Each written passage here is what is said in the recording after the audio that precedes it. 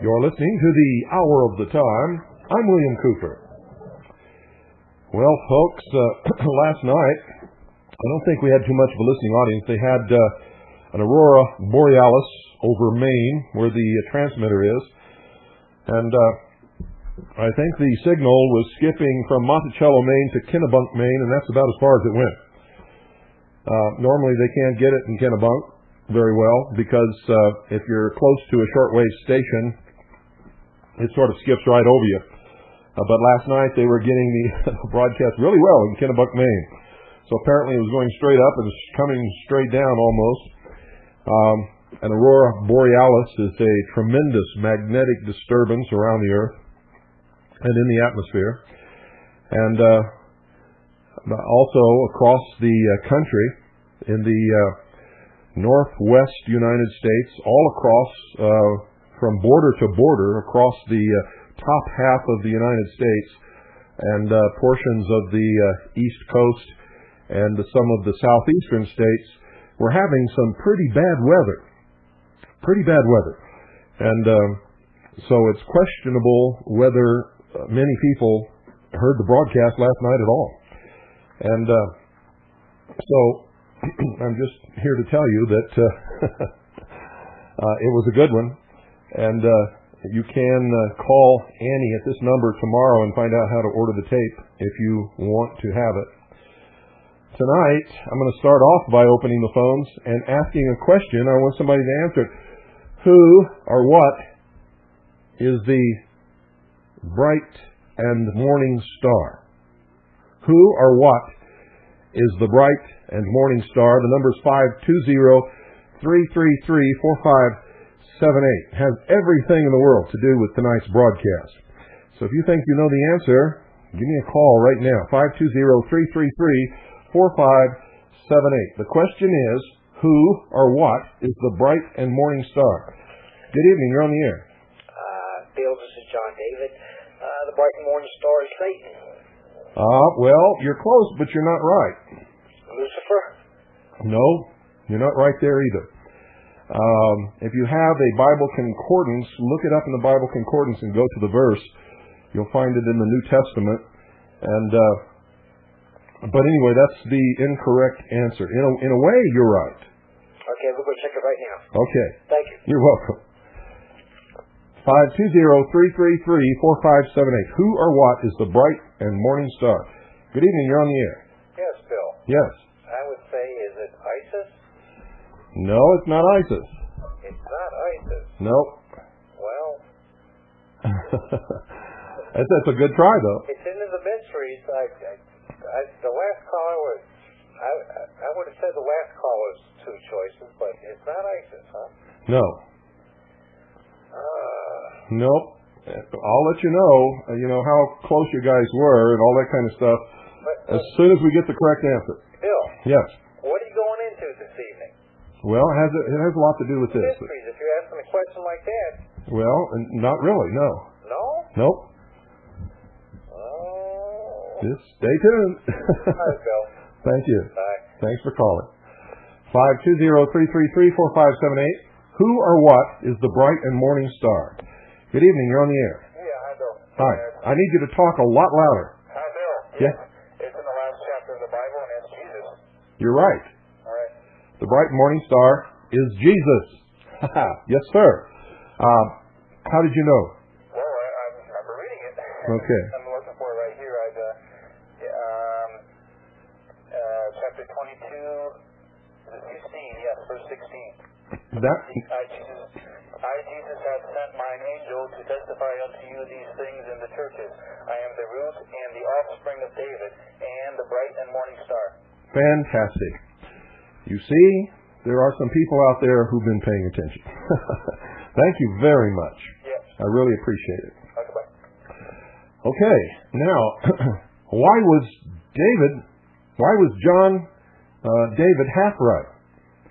Has anybody got the answer to that? Why was John David half right? Who has the answer to that? Why, when he said Satan or Lucifer, was he half right? Or could he have been right if he had been listening to the wrong or at the wrong time or misinterpreted something somewhere along the way. Anybody got the answer to that? 520-333-4578. Come on, you've got to know the answer. Good evening, you're on the air. Hey, Bill. Hey. The question was, why was he half right? Yeah. Because Lucifer or Satan is referred to, I believe it's in the Psalms, as the son of the morning star. Yes, that's correct. The son of the morning star, and Lucifer, or Satan, is the great deceiver. Right. And he masquerades as who? The source of light. The source of light. He masquerades also, in many instances, as Jesus, doesn't he? Beg your pardon? He has masqueraded in instances as Jesus. Yes. He does that. As a matter of fact, I think that there's a scripture that says, I observed you being cast down from heaven, son of the morning star. And I think there's also a scripture that says, in reference to that the sons of it refers, I think it has something to do with the creation of the Messiah, but the sons of the, you might know this better than me, but it says the sons of the morning stars sang praises or something. Yes. Something to that effect. Yes, and today they call themselves what? That will be the Illuminati. The Illuminati, the sons of light. Yes. Angel cast out of heaven, the angel of light cast out of heaven, represented in mythology as Prometheus, who, what? Gave man the gift of light, fire, intellect. Yes. Follow me? I can't quite hear you too well. The connection isn't that great. Okay, well, I'm sorry about that. But I thank you for your call. You were right on the money. Okay. So, John, the first caller, was right. If he was referring to Lucifer or Satan impersonating himself as the bright and morning star. And, of course, Jesus is the bright and morning star. But Satan likes to deceive and likes to impersonate. But I wanted everybody to understand that, because as we start off the broadcast with a particular song, I'm playing that because yesterday I discovered we were going to lose $2,000. And we were going to lose it really quick if we didn't do something like immediately. And so I said a prayer. And I wished upon the bright and morning star in my prayer. And my prayer was answered today. And I'm going to talk about that during this broadcast, because it is a most remarkable occurrence. You've all heard me tell you that I just trust in God and do what I believe to be right. And if I'm wrong, I get smacked back real hard. And if I'm right, God puts in my path whatever it is that I need to complete my task. And one of those miracles has just happened.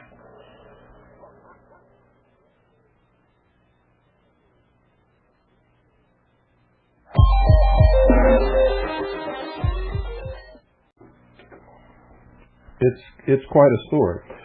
I've told you about our television project. And donations have been trickling in. And by trickling in, I mean really trickling in.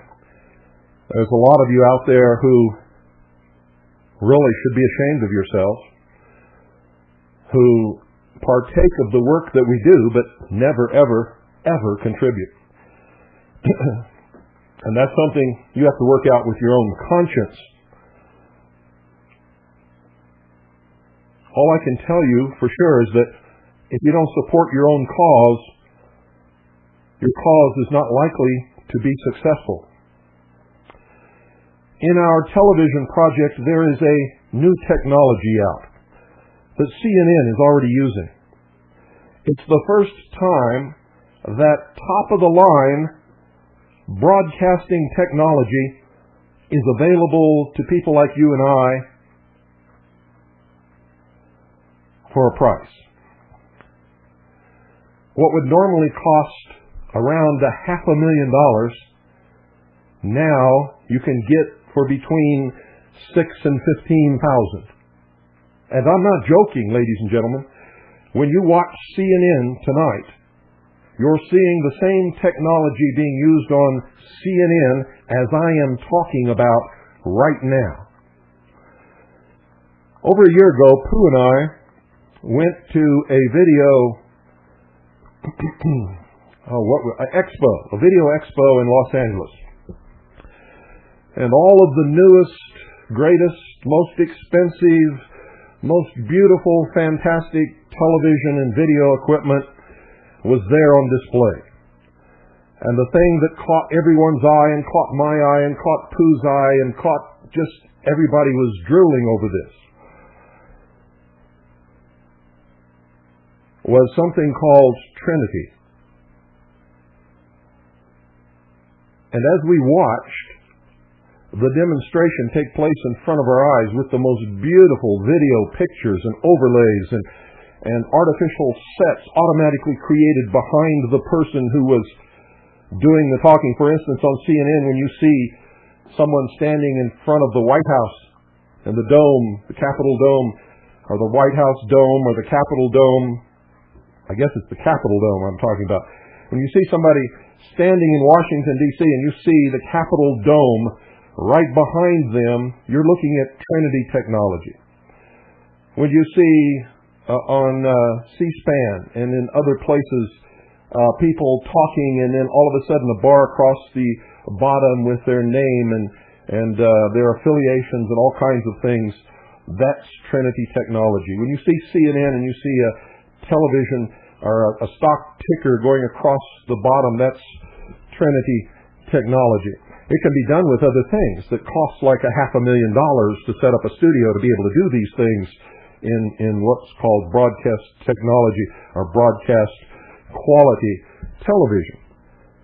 But now, an enterprising young corporation called Play Incorporated has created this technology that equals, and in many respects is even better than this $500,000 studio that you would have to have previously to do it, has created a technology to where you can do it for between $6,000 and $15,000. You can spend more on it if you want, but that will do us just fine. And so we had planned to purchase it. And just a few days ago we realized that they were having a promotional sale where we could buy the basic system that would give us the most beautiful television capability, put it right in our hands, in our lap, so to speak, that we ever imagined we could ever have, for $2,000 less than it would have cost us the day before, and that it will cost us again January the 1st and after. And I look for a price raise too in the near future as people begin to discover this fantastic technology and begin to purchase it for major television networks and television stations across the country. CNN is already using it, as I've told you, and several others. But we didn't have the money.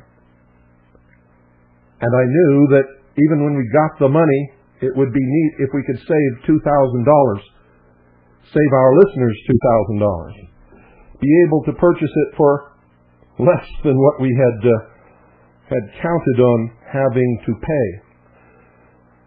And so we tried to lease it, and because of our peculiar situation, which you all are aware of, no leasing company would touch it with a 10-foot pole. And so we had to have cash, and we had to have cash tomorrow. And that was yesterday that I was thinking of all of this stuff. So yesterday it was the day after tomorrow. Today it's tomorrow. The cash has to be in their hands tomorrow. And I was thinking of everybody in the world who might help us with this. And because the contributions had trickled in for the TV fund, we only have $625, period. Long way from the money that we needed. Long way. You see, what we needed would have cost us, ladies and gentlemen, $8,000. If we could get the money to them tomorrow, it would only cost us $6,000. Now, when I'm saying only $6,000, compared to $8,000, only $6,000 is really, really good. And around here, I got to tell you, $2,000 is an awful lot of money. So I was thinking of one particular person who might have the money, who might help us out, and I'd asked Annie for the phone number, and she was running around the house frantically searching for the phone number. That was today. Last night, when I went to bed, I stayed up quite late worrying about this, thinking about it. What are we going to do? Are we really going to have to pay $8,000 for this equipment? Dear God, it would be so wonderful if we could get it for $6,000 and save that $2,000. And then last night, I finally went to bed with no solution in my mind, and I said a prayer. And I said a prayer to Jesus, the bright morning star, and I wished upon that star with all my might that today I would have an answer. And Annie was running around frantically today looking for that phone number, ladies and gentlemen. The phone rang. I picked it up, and guess who it was? It was Rick.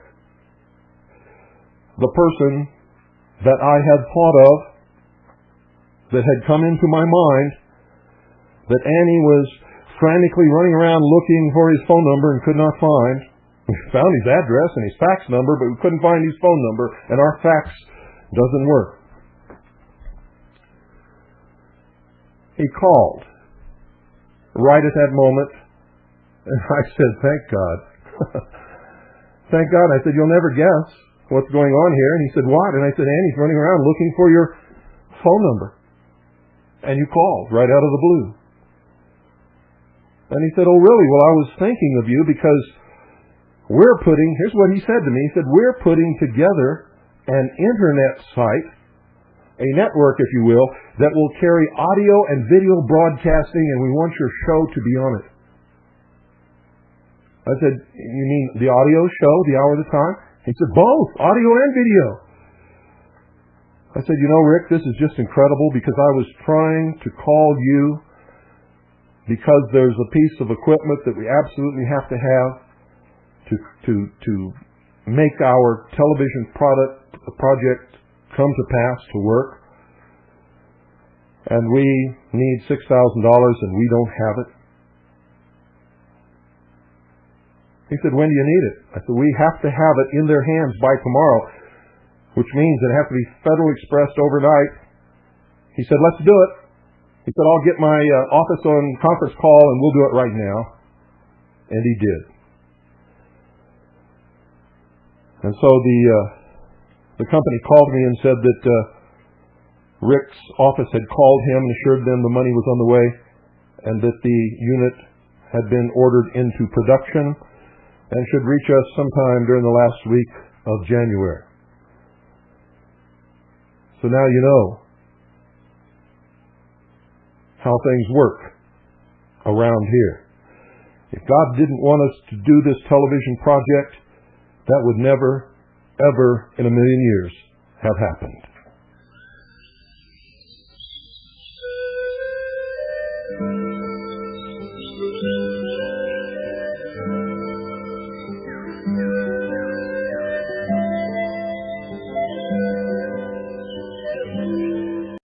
And what is the rose, ladies and gentlemen?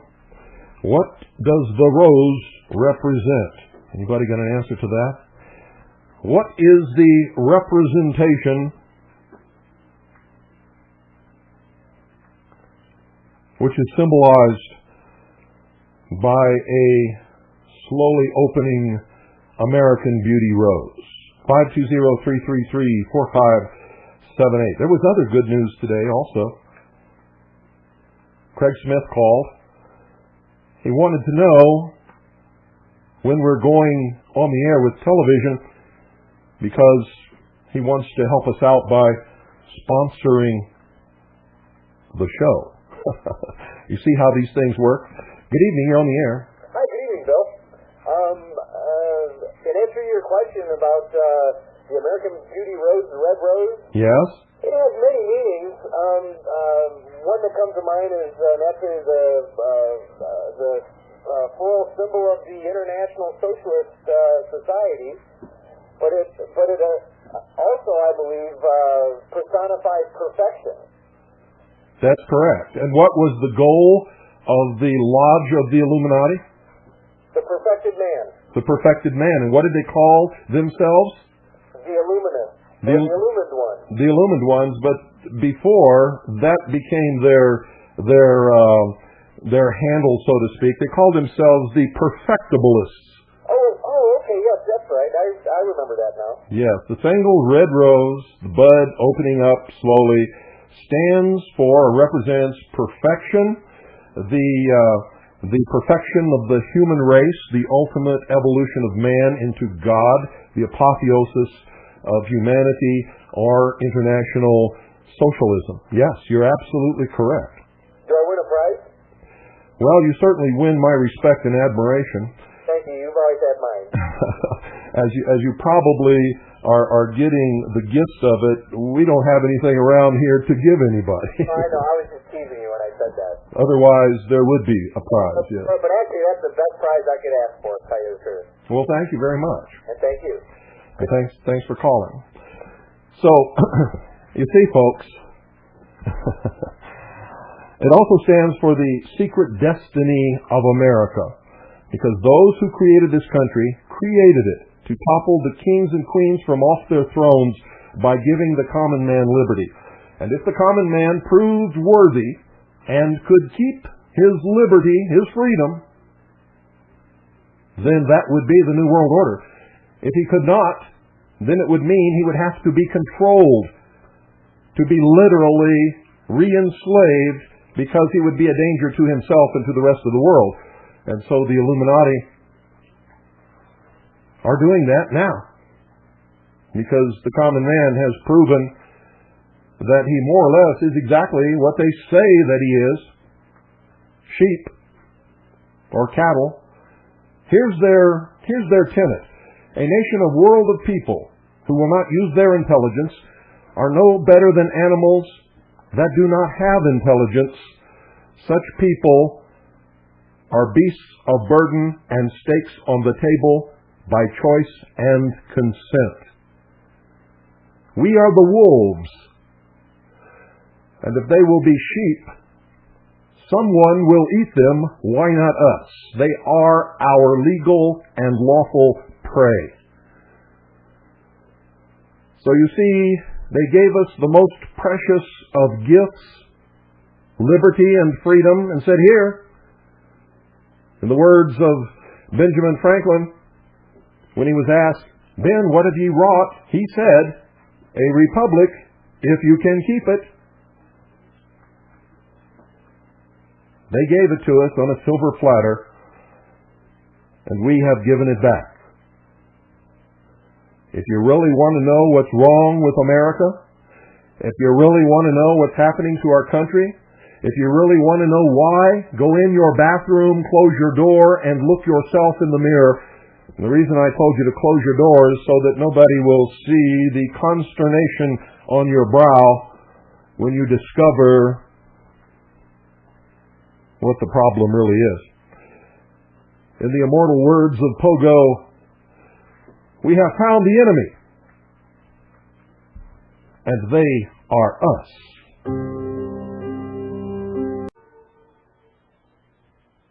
Okay, folks, time for more questions. You heard the song. Now let's break it down, find out if you are listening and pay attention. In the song, it says that love is reserved for the lucky or the strong. What are they talking about? Who is the lucky or the strong? 520-333-4578. You're going to learn an awful lot tonight, and you're going to learn to pay attention to what you hear on the radio from now on. Good evening, you're on the air. Good evening, Bill. Do you know the answer? I believe it would it be the ADAPS? The lucky or the strong? No. Oh. No. Okay. The adepts are the initiates, or the sons of light, or the brotherhood of man.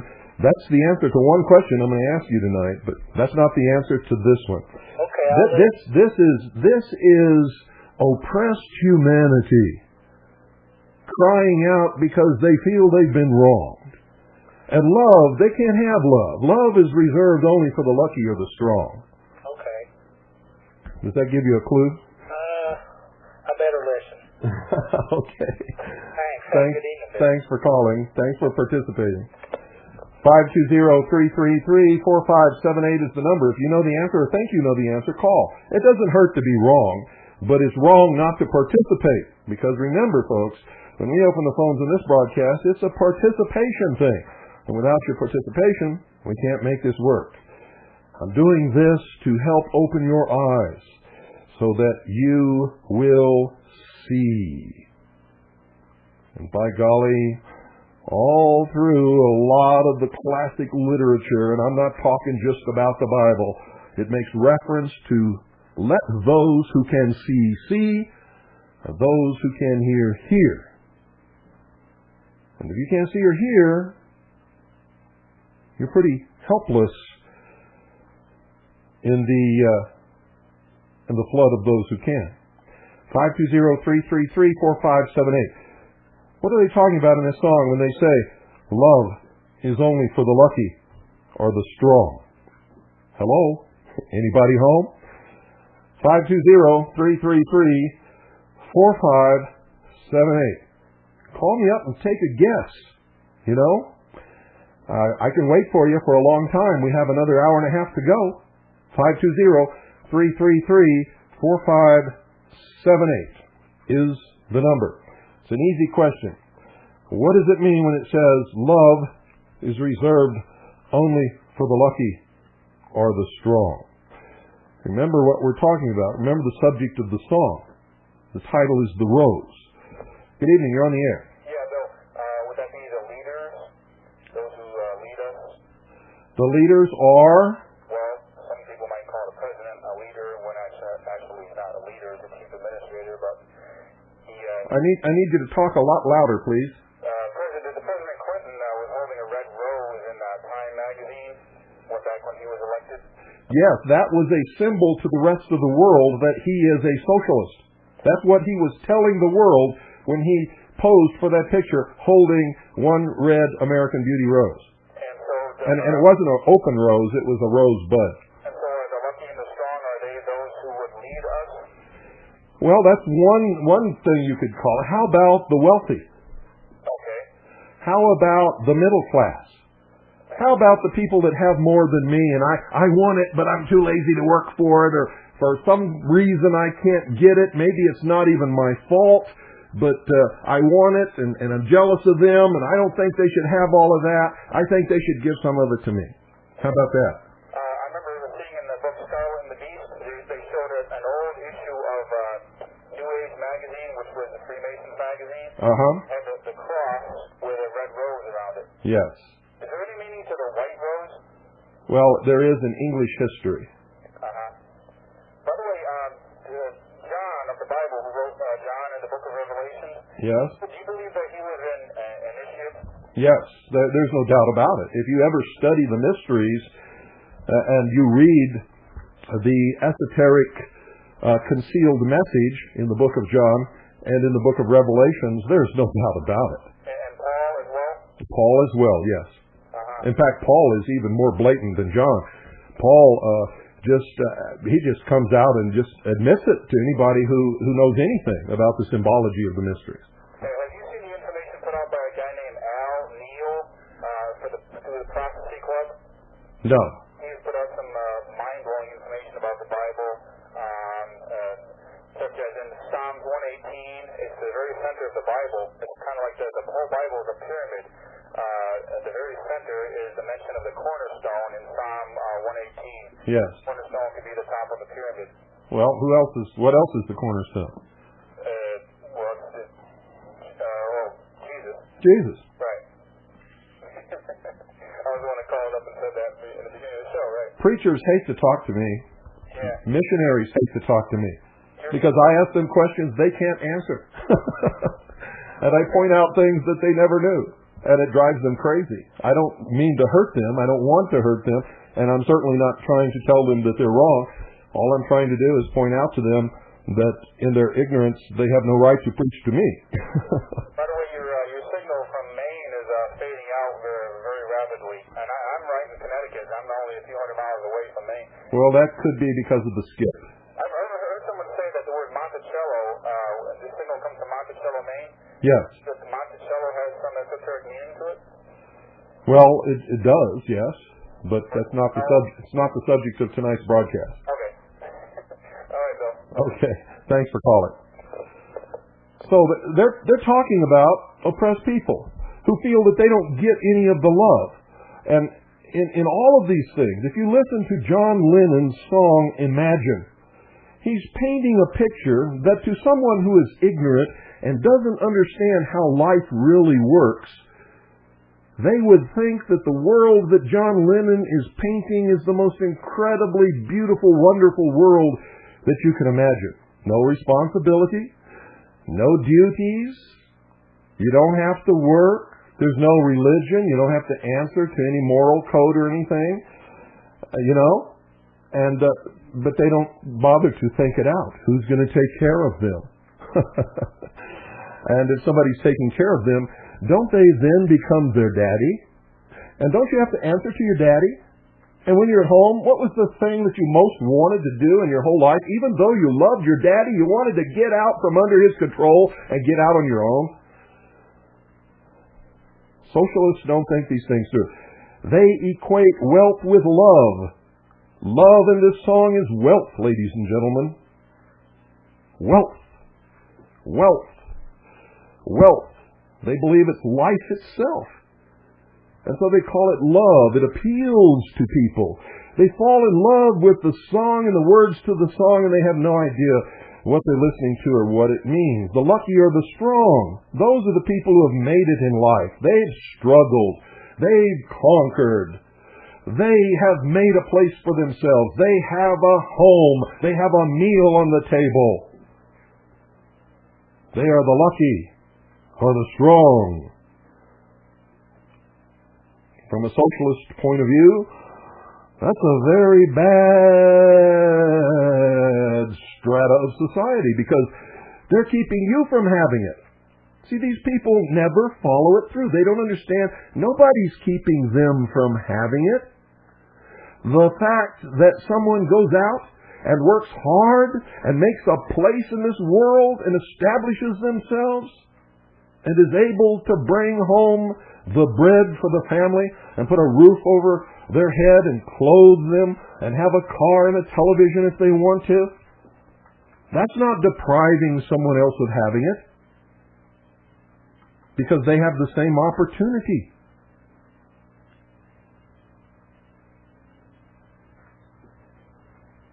The same opportunity in this country today, everyone has exactly the same opportunity. I don't care who you are. I don't care what your story is. I will not listen to any whining. I'm black. My parents were poor. I'm just poor white trash. I never had a chance. Baloney. It's a lie. I'm handicapped. I'm handicapped. So what? I got one leg.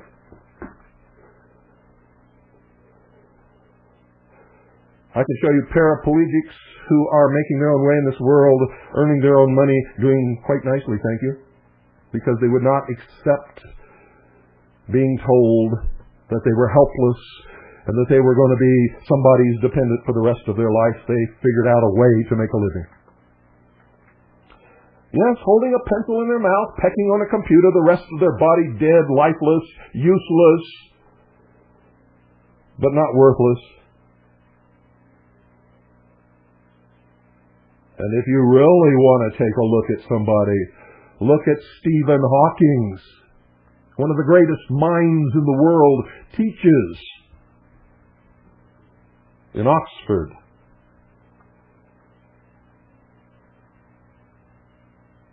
Read his book, Read his books, I should say.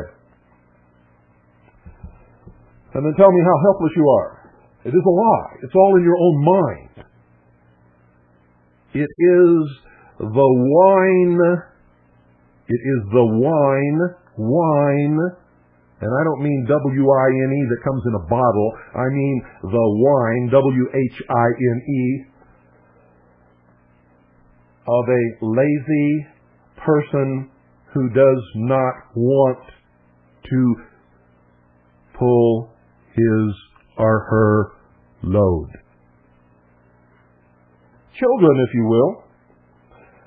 What is the winter? What is the winter that they're talking about?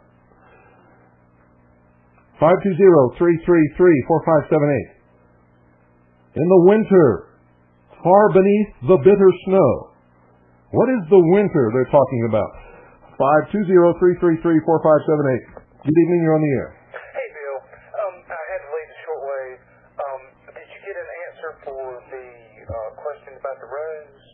Yes. Now we're asking, what is the winter?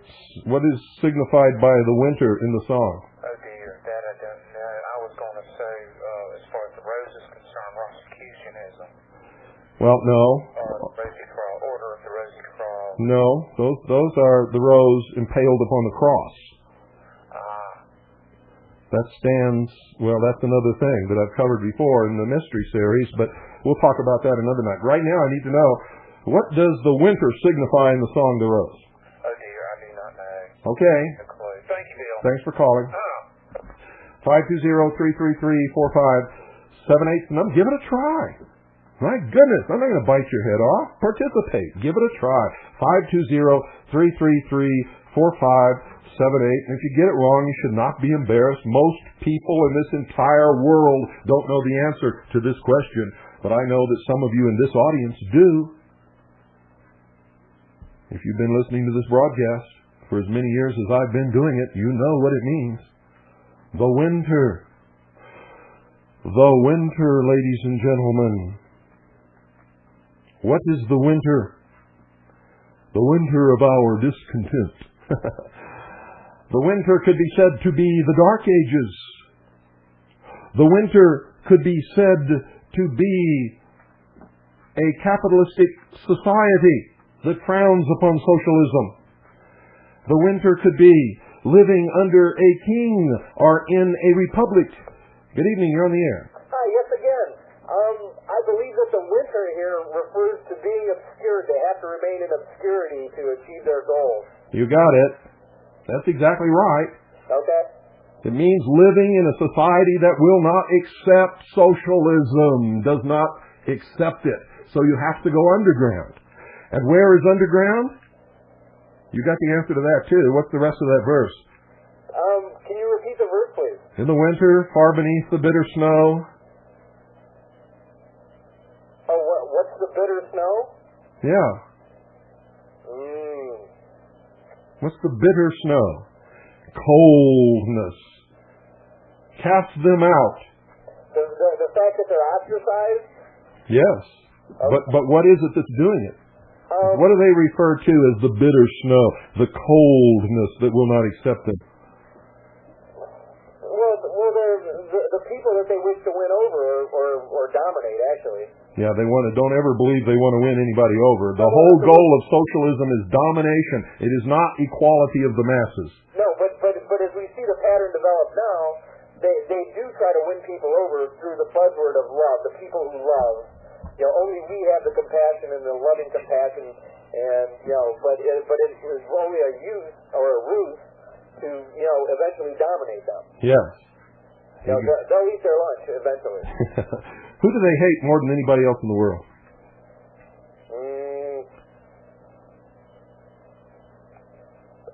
People who think. People who think, yes, but not on an intellectual level. Well, you're kind of on the right track, but you're sort of also. Yeah. Well, you're sort of leading me too. So it's individuality. Okay, very good. I like that answer. Individuality. Republican government. Yes. As a matter of fact, I was reading an article today Ray Harrison in New York Post, he said something, and he said something about America being a democracy. It just goes to show you can't get away from that term. Well, you can get away from it. Come to my house. It's never mentioned here. Well, neither at my house either. But you're so right when you say whenever you hear Bill Clinton talk about anything, it's always about democracy. And I posed a bet to a friend one time that it would be interesting to see that if during all during every major speech he makes that's not required of him, the State of the Union address or his report, that he will use only democracy when describing America, but when he is before both houses of Congress, he would generally tend to use the word Republican or republic. I was wondering if anybody has any thoughts on that idea. Well, no, let's stick to the problem at hand here. Okay. Thanks for calling. Thank you. Okay, who has an explanation for the bitter snow? What is the bitter snow? The bitter snow. Remember when somebody, I don't know if all of you ever used this or not, but we certainly did in my youth, or in my younger days, I should say. If somebody was trying to fool you, they were giving you a snow job, weren't they? A snow job. So what is the bitter snow? Anybody got an answer for that? 520-333-4578. Somebody was trying to fool you. They were casting over the truth a layer of snow. The snow hides things, doesn't it? The whole world looks different after a snowfall than it did before, and then it will afterward. Good evening, you're on the air. Yes, Bill, the bitter snow would really be socialism. The bitter snow is socialism, yes, and it's covered up with a deception, isn't it? That's correct. And underneath this deception is the secret, the real secret that they're hiding from the rest of the world. Which is extremely bitter. Yes. That's my comment. Okay, thank you. What is the seed? Bye.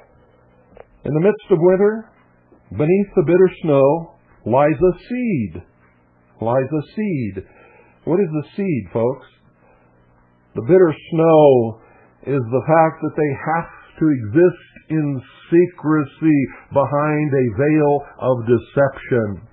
It's bitter. They don't like it. It's hard. They can't live in their perfected society. But what is the seed? What is the seed, ladies and gentlemen, that they're talking about? In the winter, far beneath the bitter snow, lies a seed. 520-333-4578. Who's got the answer? Who has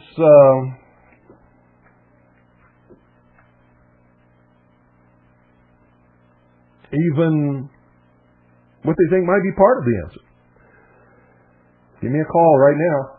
520-333-4578. What is the seed, ladies and gentlemen? What is the seed?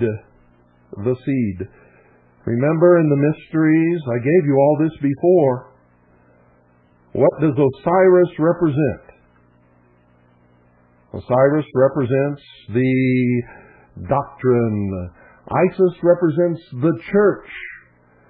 The mystical union between the doctrine and the church produces the what?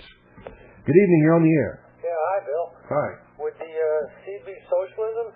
No, the seed is not socialism. The seed is, well, did you hear what I just said about Osiris and Isis? No, I had the radio turned off in case it picked. Okay, well, Osiris and the mysteries, if you listen to my series on the mysteries, you know that Osiris represents the secret doctrine. Isis represents the church, or the lodge. When the secret doctrine is revealed and practiced in the church or the lodge in secrecy, it is a mystical union which produces what? What is the child of Isis and Osiris? Horus. Horus. And what does Horus represent? The lost word of Freemasonry? It represents the adepts, the Illuminati, Okay. the children who are working behind the veil, the 1,000 points of light. In the winter, far beneath the bitter snow, lies a seed that with the sun's love, what is the sun's love? Do you know that? Spelled S-U-N-S. Right. Well, okay, then the seed would be all this coming to fruition? No, the seed is the Illuminati. Oh, okay. They're the seed that has been planted with the mystical union between the doctrine and the church, Isis and Osiris, from which will sprout the New World Order. Yeah, their work will bring it about. All right. They are the seed. They are the children of the light. Very good. I got it now. You got it? Right on. Okay. Thanks, Bill. You're welcome. God bless. God bless you too. What is the sun's love? In the winter, far beneath the bitter snow, lies a seed that with the sun's love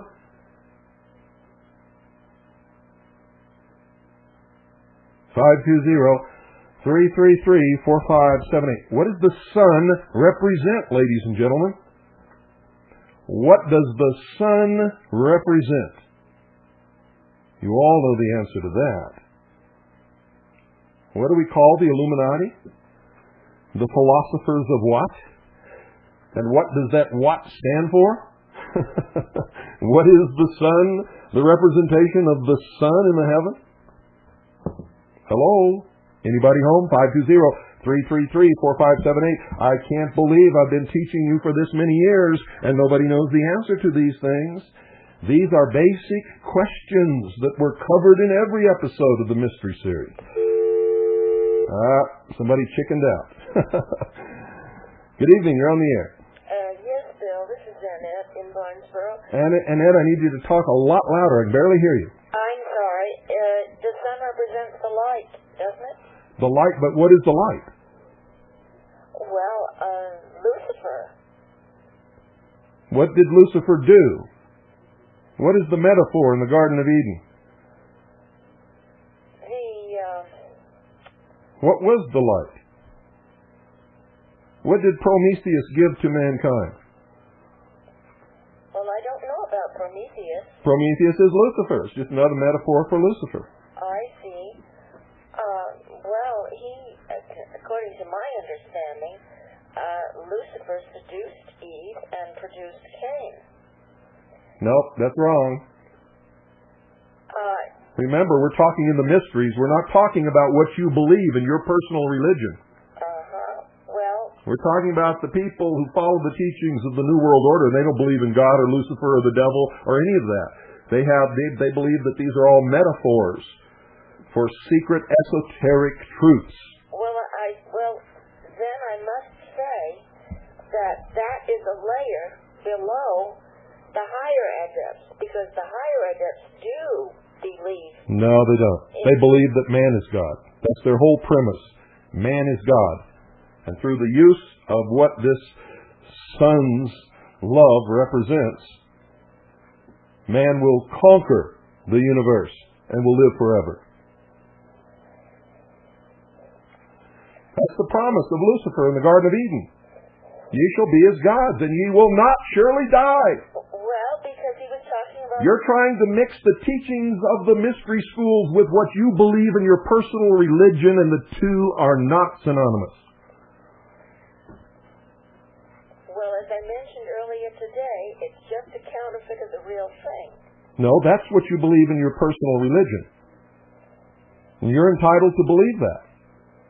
But in their writings, that the world that they are going to bring into being, that the philosophy that I'm discussing is manifested. They actually... Annette. Yes. What you believe in your personal religion has absolutely nothing to do with the teachings in the mystery religions. It has absolutely nothing to do with the world that they wish to bring about. Yes, but they're layers. Annette, that's what you believe in your religion. You must keep... What I'm saying is that what they teach at different levels is not the same thing. What I am revealing to you tonight is what is taught at the very highest level. Well, But this is not the place to dispute that. But I would like to mention something. When you had said that they brought us the Republic as an experiment, what you were indicating is that the Illuminati gave us America, and I would disagree with that. I believe that there was a time. You're entitled to disagree with it. Well, I mean, I believe that. But this is not the subject of tonight's broadcast. I see. All right. Okay. Ladies and gentlemen, let me say this again. I've said it a million times. I'm not here to argue your personal theology. Do you know how many churches there are in this world and how many different religions? And all of them claim that all of the rest of them are wrong and only they are right. What I'm talking about to you tonight has nothing to do with any of those religions. And I have done the research. I have documented every single bit of this.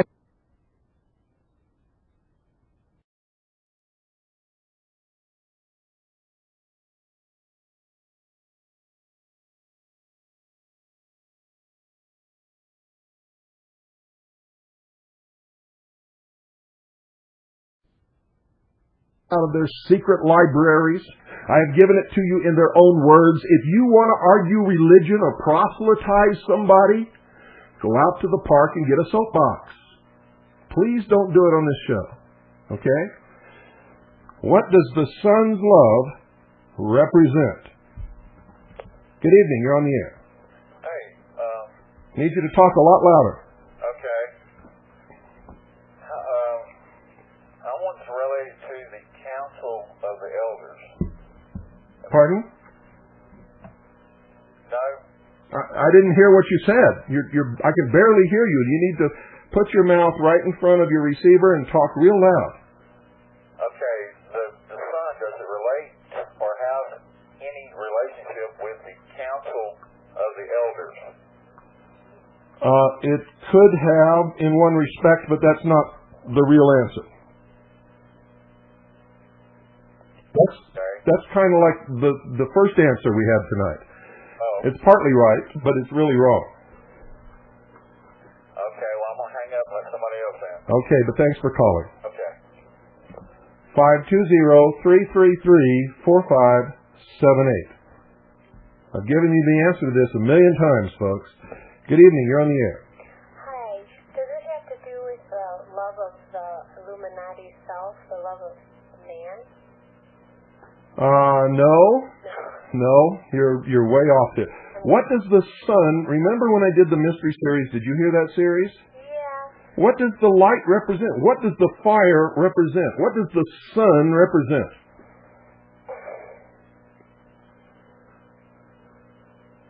The illumination of And you've got to talk real loud. okay, I don't know. You don't know? Okay, thank you for trying.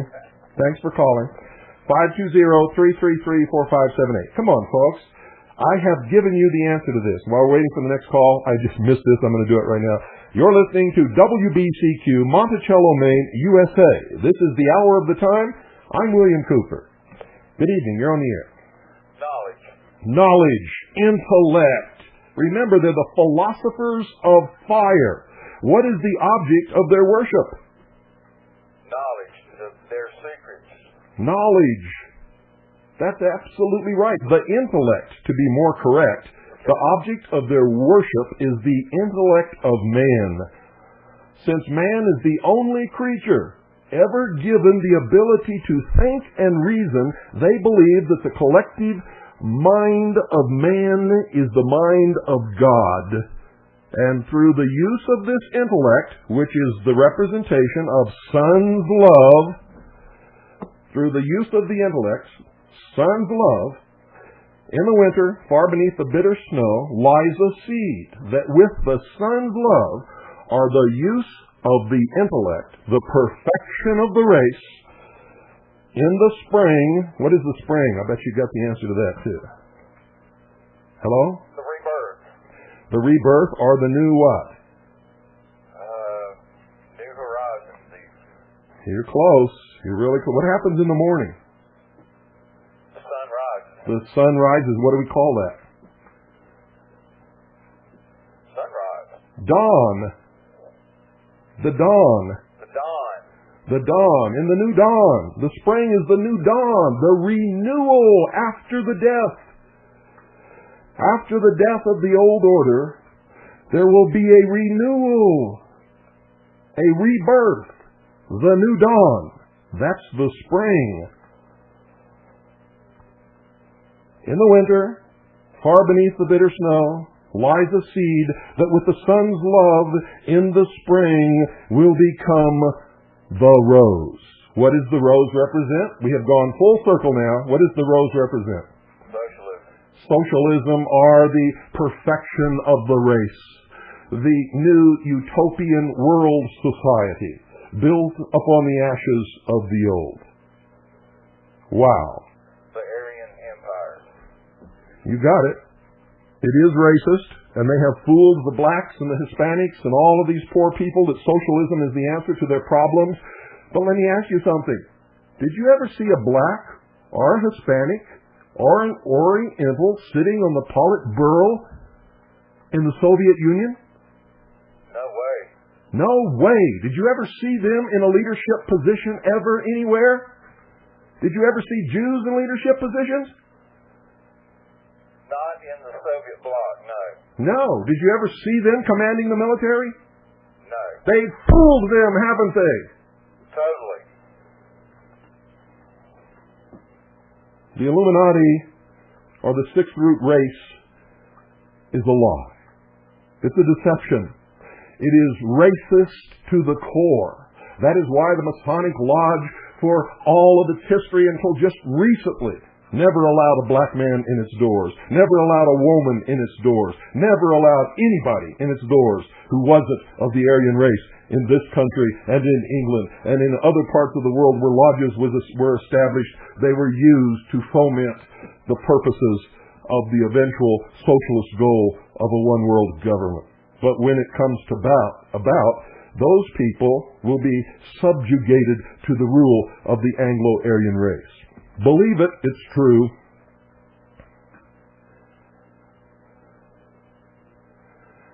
They believe they're the superior race, and that their goal is to help the inferior races in their evolutionary development.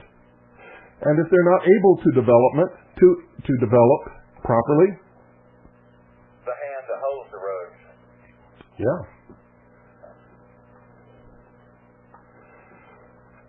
Thanks for calling. You were right. Absolutely right. Okay. Good night. Good night.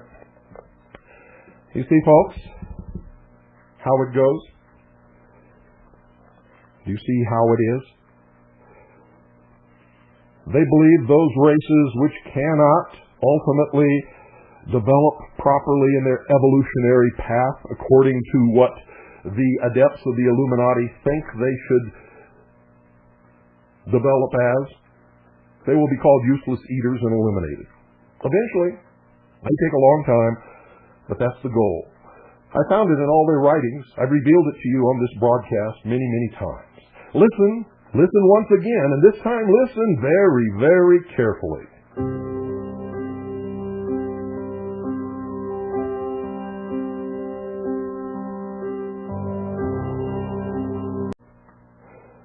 Why do wealthy corporations support socialist causes? Anybody got the answer to that? Why do huge, wealthy corporations support socialist causes? Why do they do that? If socialism is really the leveling of the classes so that every man is equal with the next, and that there is only one class, why would a huge, gigantic, wealthy corporation support socialist causes? Why would a multi-millionaire, billionaire like Armand Hammer, who was a communist all his life, support socialist and communist causes? Why does the Rockefeller family support socialist and communist causes? Good evening, you're on the air. Hello. Hello. I turn the radio on. Yeah, they support it because it's the ultimate way of getting the power over them all. Absolutely correct. You are 100% right. You have really been... Where did you learn that? Well, I heard your programs a few times. I live here west of Lake Manitoba. In Canada. Province of Manitoba. I will call you some other time. Thank you very much. Thank you. For your contribution. You were right. 100% correct. Thank you for your call. Because it is the ultimate method of control. And it results in a system whereby there is no competition. The goal of all of these is to continue to merge and merge and merge until there is one airlines, one soft drink company, one bread company, one company that manufactures clothing, one railroad.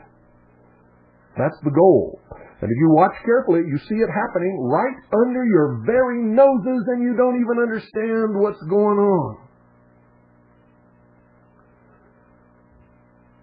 When is enough? Enough. When is enough? Enough. It's never enough, ladies and gentlemen, because you think it's about money, and it's not. It's about control. It's about power. It's not about money.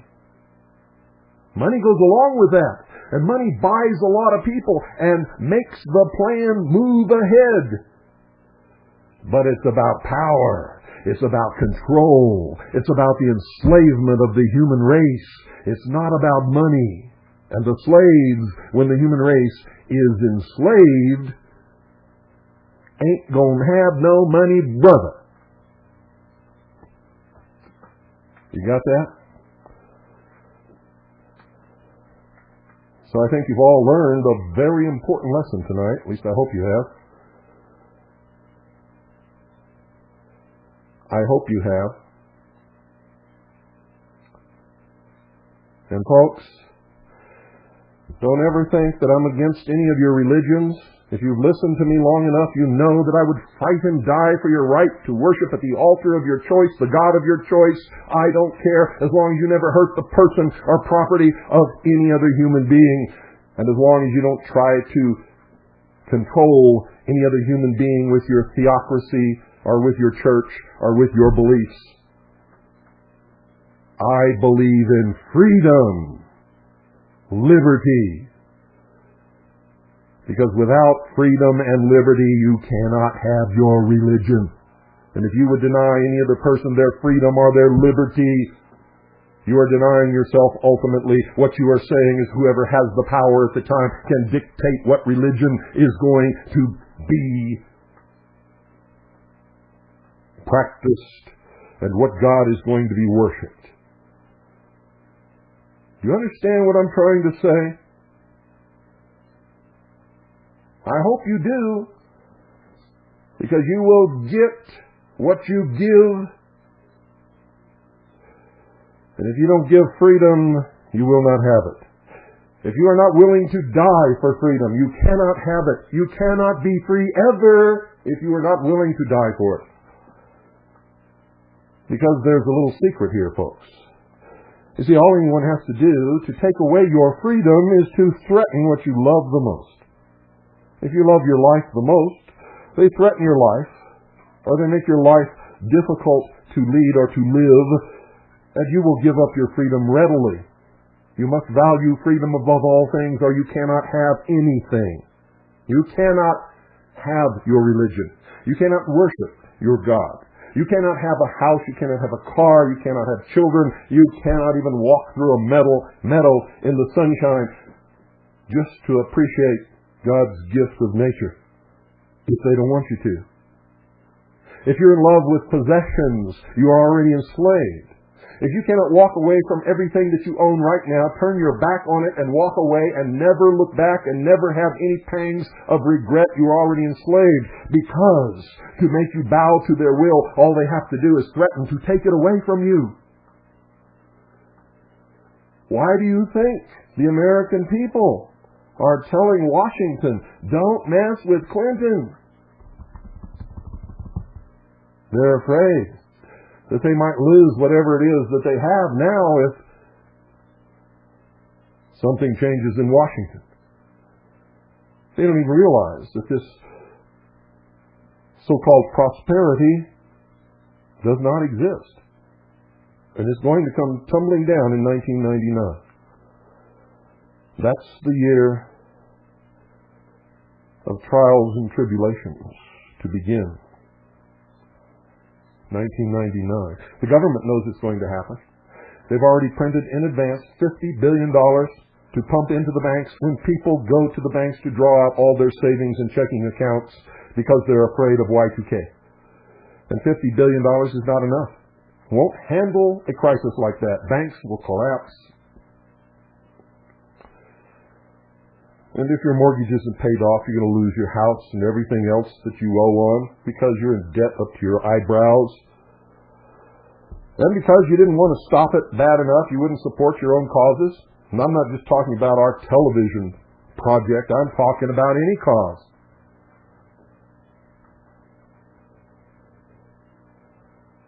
Liberals believe in their cause.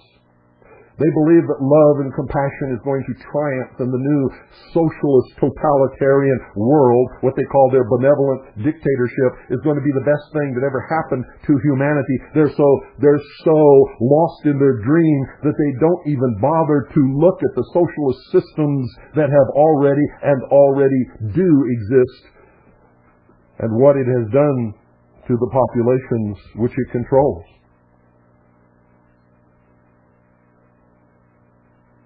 The biggest socialist system in Europe has the highest suicide rate. In England, when I was there, nobody was happy. Almost everything they earn goes to taxes. England is a very unhappy, dismal place. What keeps them together? They thrive on the glory that they once were. Why do you think they adore the royal family so much? And don't you ever think in your wildest dreams that they don't? Because it's the symbol of the power of England in days gone by. Today, England is a third world nation. It is a socialist country. They do not have freedom of speech as we do. They do not have the right to keep and bear arms. They live in a parliamentary system where the government can literally change from week to week. Are you getting the message, folks? Is it a message that you care about? I hope so. Because if you don't get the message, and if you don't start supporting your causes, if you haven't formed militias, if you're not willing to die for freedom, you're going to lose it in as little as 1 year.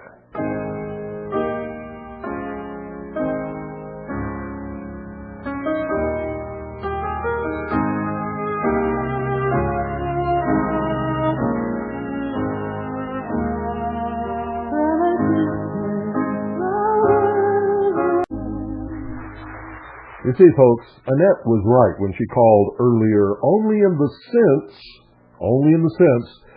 that the world has been deceived.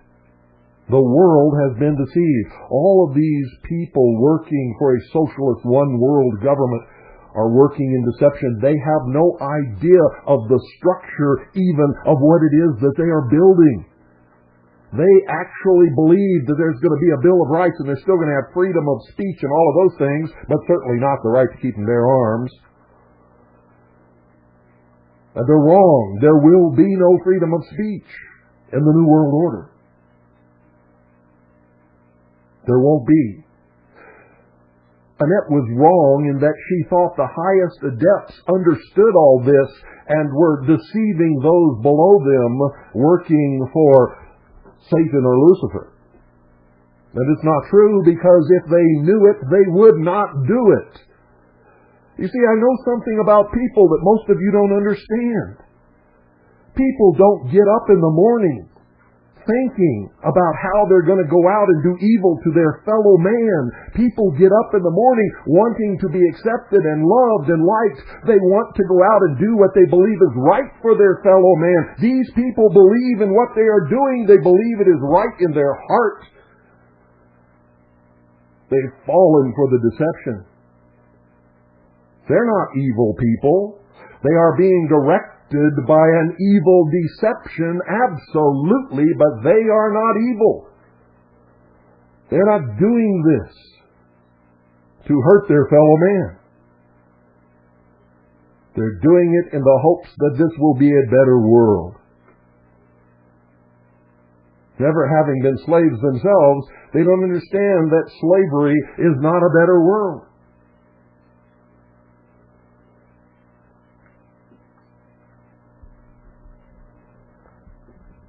That's why I say,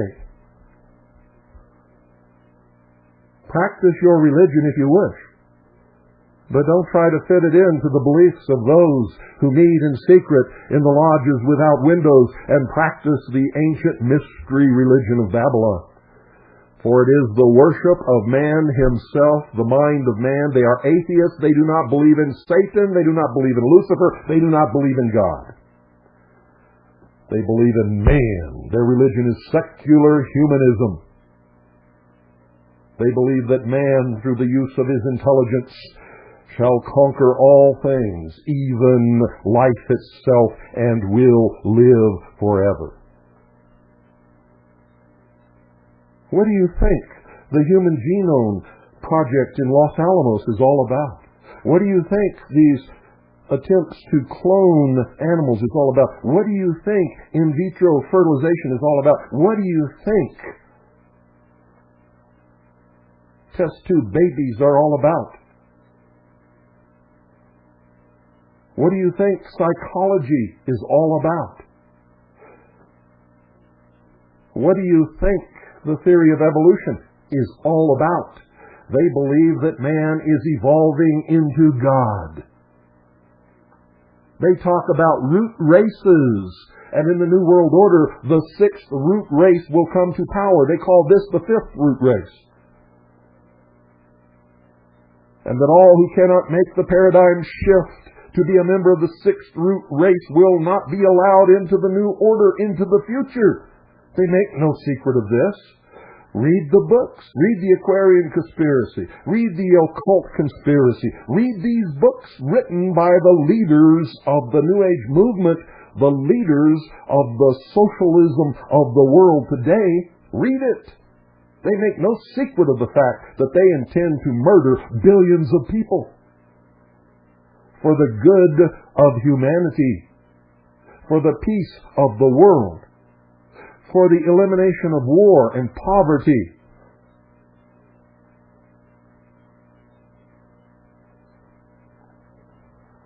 So that human beings can be happy forever.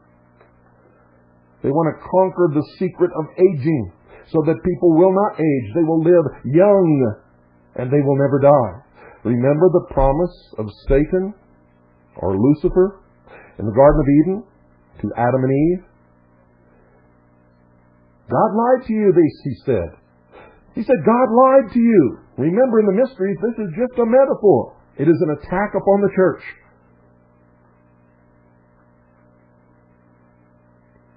And by church, I mean Judaism. The religion of Muhammad. The Islamic religion. The Christian religion. An attack upon all of those.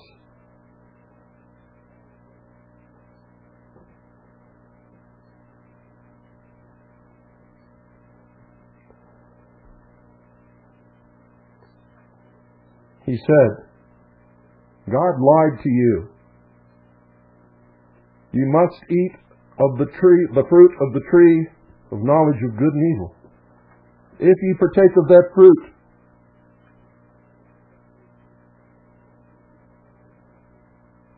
you will be as gods, and you will not surely die. Remember that? God is fooling you. He's keeping you enslaved in ignorance in this garden to take care of it for Him. You have to break out and realize your potential. Eat, eat. And ye shall be as gods, and ye shall not surely die.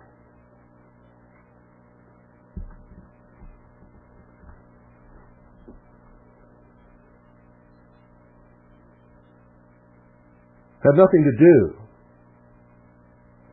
with the devil mating with Eve and Cain being born. Nothing whatsoever. Those are perversions of the metaphor of the book of Genesis by people who do not understand the real esoteric message that was contained therein. By eating of the fruit of the tree of knowledge of good and evil, Adam and Eve became like God. They were no longer innocent. No longer were they innocent. They now knew the difference between good and evil. And what was the first thing that they did? They fell into modesty and clothed themselves with a fig leaf.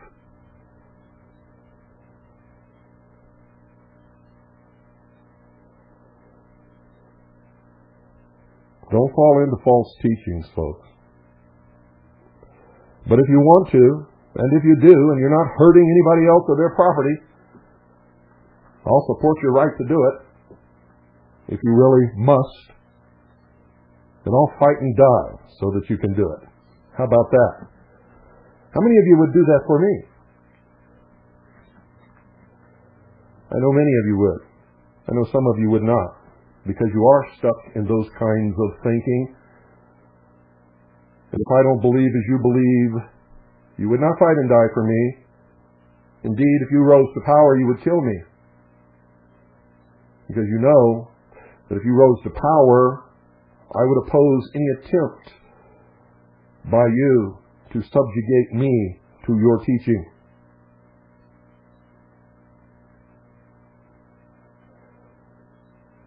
That's why President William Jefferson Clinton called me the most dangerous radio host in America.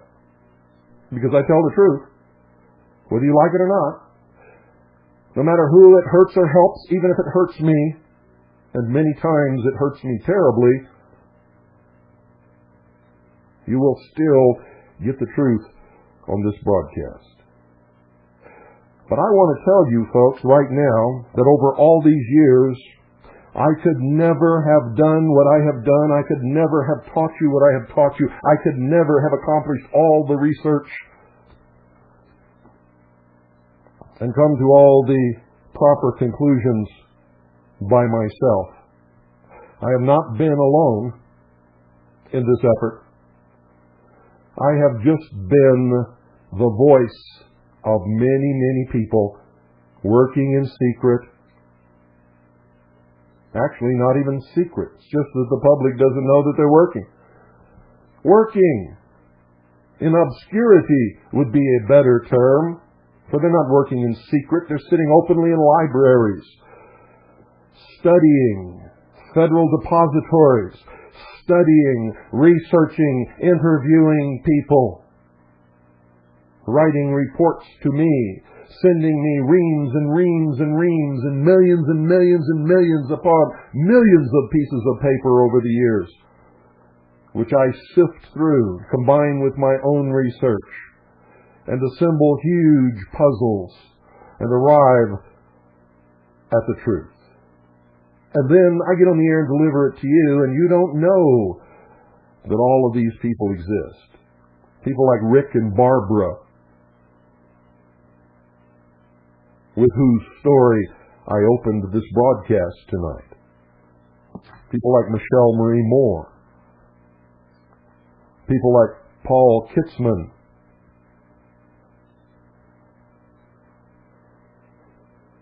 And many, many, many others. Gene Kimline. Ann and Paul.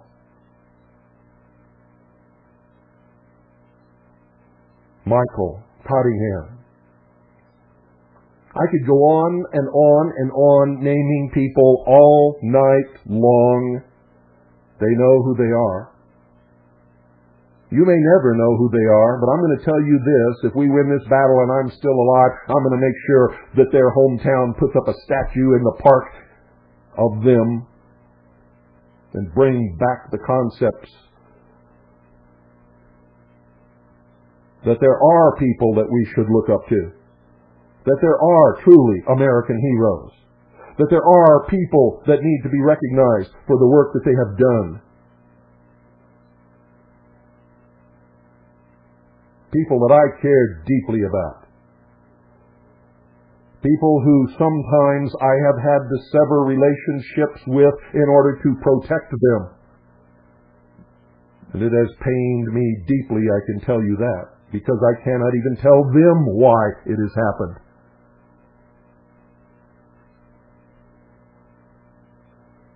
But I have great comfort in the knowledge that they are safe, because I love them. Each and every single one of them, I love them with all my heart and soul.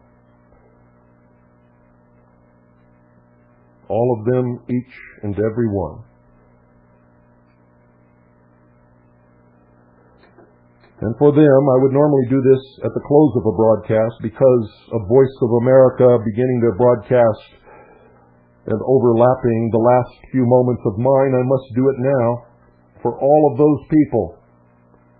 For Rick and Barbara and Tony and Michelle and Michael and Ann and Paul. For Jim. For all of the people, all of those of you who have helped us over the years. For Jerry. Whether I named you tonight or not, you know who you are. You know how much I deeply care for you and how much I love you and how much I appreciate what you have done over the years. Without all of you, I could never have accomplished a thing. Thank you.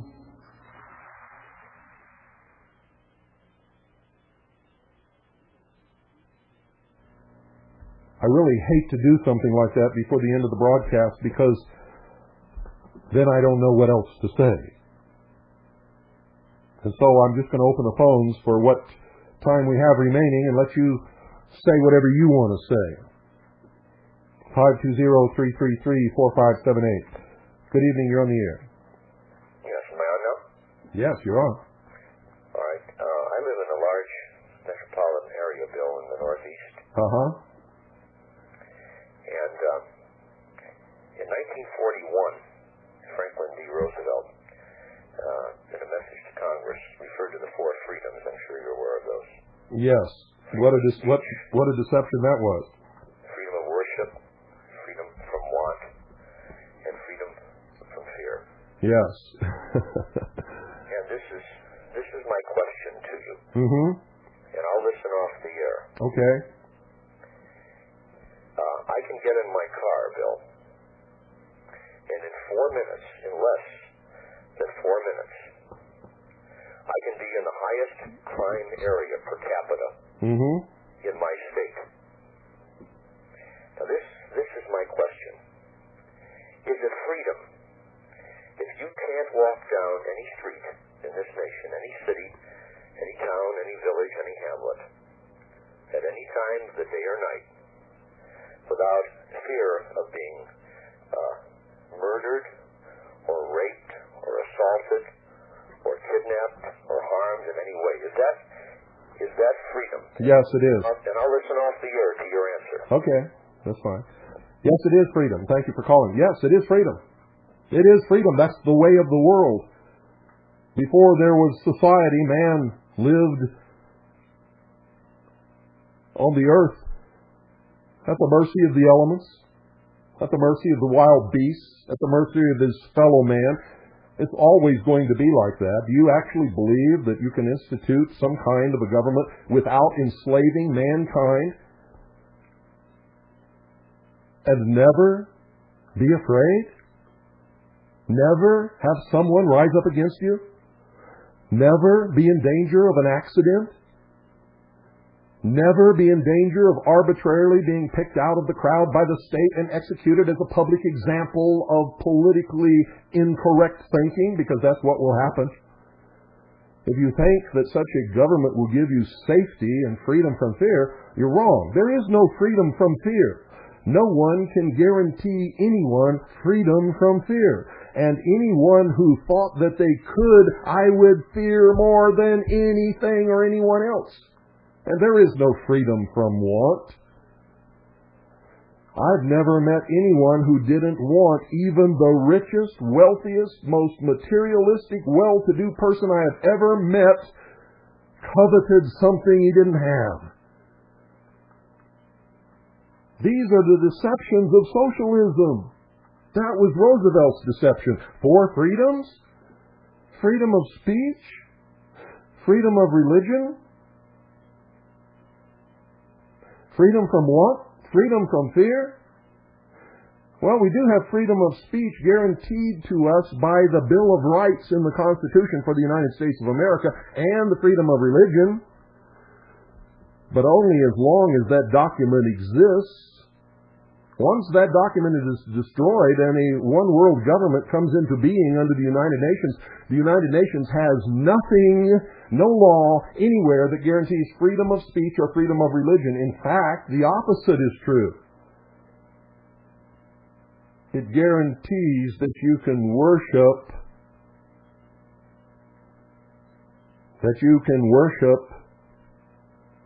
any religion approved by law. That's exactly what it says in the resolution. Read it for yourself. Does the United Nations guarantee you freedom from want or freedom from fear? No, it can't. And everywhere the United Nations has ever gone to try to force these so-called 4 freedoms on people, look what they have done. 520-333-4578. We still have time for some more calls, folks. We still have time for some more calls, so let's get them in here. 520-333-4578. Yes, it is freedom. And yes, you have a right to protect yourself, to defend yourself. Man has always had that right. That's a right given to all living creatures by God. To protect yourself. It's one of the reasons the Founding Fathers gave us the right to keep and bear arms. Self-defense. They meant it ultimately as defense against an oppressive or despotic, tyrannical government. Good evening. You're on the air. Bill, this is John David. I want to thank you for correcting me. Found in Revelations 22. Revelations 22, chapter 22. Jesus said, I have sent my angels to testify unto you these things in the churches. I am the root and the offspring of David and the bright and morning star. Thank you for correcting me. Well, I wasn't trying to correct you, David, and I hope you didn't take it personally. Oh, no. Absolutely not, Bill. I appreciate it. Well, thank you very much for calling. Have a good night. You too. Bye. And, David, you were right, because Lucifer calls himself the bright and morning star. And it's written in many books and many of the teachings of the New Age movement and the teachings of the Masonic Lodge. It's all there. The Rosicrucians, they all say that. So if over the years you've read these books, it's very easy to become confused on that issue. And that's exactly what it's designed to do. Good evening, you're on the air. Hello, Mr. Cooper. I need you to talk a lot louder. I can't even hardly hear you. I'm practically screaming into the phone. Okay, must have a bad connection. Go ahead. Yes, Charlton Heston said that when Ben Franklin was asked, what have ye wrought? He said, a democracy if you can keep it. Charlton Heston either lied or made a terrible mistake. I don't know which. You don't know if he was possibly sending a code? I have no idea. I would have to sit down and talk to him first. All right, that was my question. Thank you. Thank you. Yeah. Charlton Heston, when he was interviewed, said that Benjamin Franklin was asked, hey, Ben, what have you wrought, when he came out of the Constitution Hall in Philadelphia? And according to Charlton Heston, Ben said, a democracy if you can keep it. That's not true.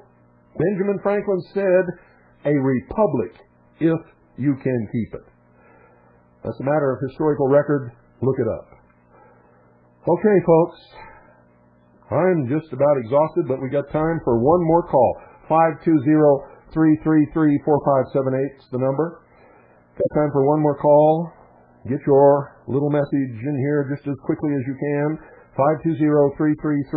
520-333-4578. We might even have time for 2 calls.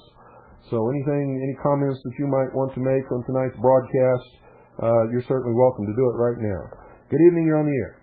Good evening, Bill. How are you? Fine, I need you to talk a lot louder. God bless you and what you're doing. Just wanted to tell you, this is Tom from North Carolina.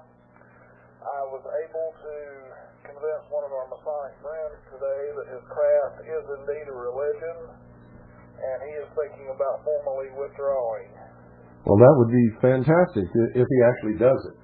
So he's digging into Albert Pike's Morals and Dogma now, and just wanted to let you know that we're out here working on your behalf every day. Well, thank you so much. And have a good evening, and God bless. You too. Thank you. Good night. And thanks for calling. That's wonderful news. If you've talked somebody out of the lodge. You see, folks, that's what Jesus was talking about when he was talking about the synagogue of Satan. He was not talking about the Hebrew synagogue or the Hebrew temple, the Jewish synagogue. He was not talking about that. That's where he went. That's where his family went. That's where they worshiped. Remember, he went into the synagogue and sat down and asked the rabbis questions that they couldn't answer. That was his house of worship. Why would he throw the money changers out of the temple if it was the synagogue of Satan? Why would he care? You see, you've got your thinking all screwed up, folks. Unravel it. Straighten that thread out. Because I'm telling you right now, the gate is narrow. Good night, folks. And God bless each and every single one of you.